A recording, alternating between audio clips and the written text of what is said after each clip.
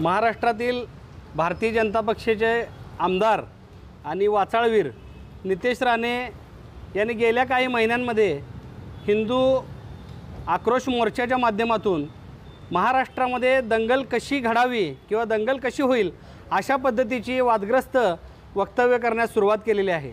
आणि त्यात भरीत भर म्हणजे रामगिरी महाराजांनी मोहम्मद पैगंबरांच्यावर आक्षेपार्ह बोललं, त्यानंतर त्यांच्यावर गुन्हे दाखल झाले।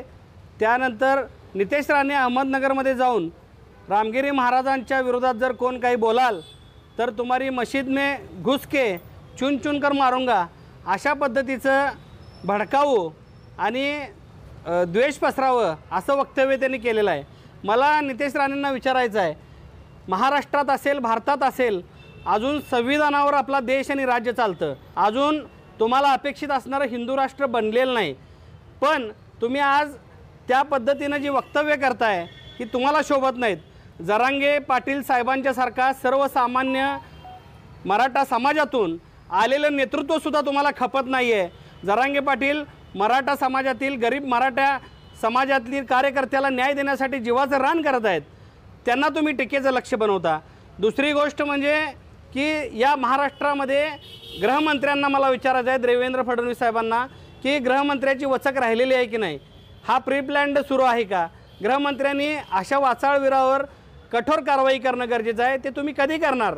त्यामुळं मला नितेश राणेंना दुसरं एक आव्हान द्यायचं आहे, तुम्ही जर म्हणत असाल महाराष्ट्रामध्ये या फुले शाहू आंबेडकरांच्या महाराष्ट्रामध्ये की मस्जिद में घुसकर चुन चुन कर मारूंगा, तर मी तुम्हाला आव्हान करतो, महाराष्ट्रातल्या कुठल्या जिल्ह्यातल्या कुठल्या गावातील मशिदीवर तुम्ही हल्ला करणार आहे ती तारीख आणि वेळ तुम्ही जाहीर करा, म्हणजे या महाराष्ट्रातला जो काही दलित आणि मुस्लिम समाज असेल तो आत्मसंरक्षणासाठी काय करू शकतो ह्याचा प्रत्यय तुम्हाला येईल।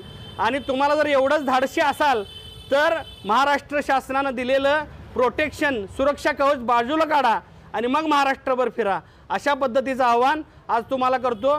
आणि गृहमंत्र्यांना पुन्हा एकदा विनंती करतो, महाराष्ट्र हा फुले शाहू आंबेडकरी विचारधारेचा महाराष्ट्र आहे, या महाराष्ट्रामध्ये कोणत्याही पद्धतीची दंगल घडू नये, अशांततेचा भंग होऊ नये, सामाजिक एकोपा राहावा, अशा पद्धतीत जर तुम्हाला तुमची भावना वाटत असेल तर अशा वाचाळवीरांना तुमच्या पक्षातल्या तुम्ही तात्काळ आवर घालणं गरजेचं आहे।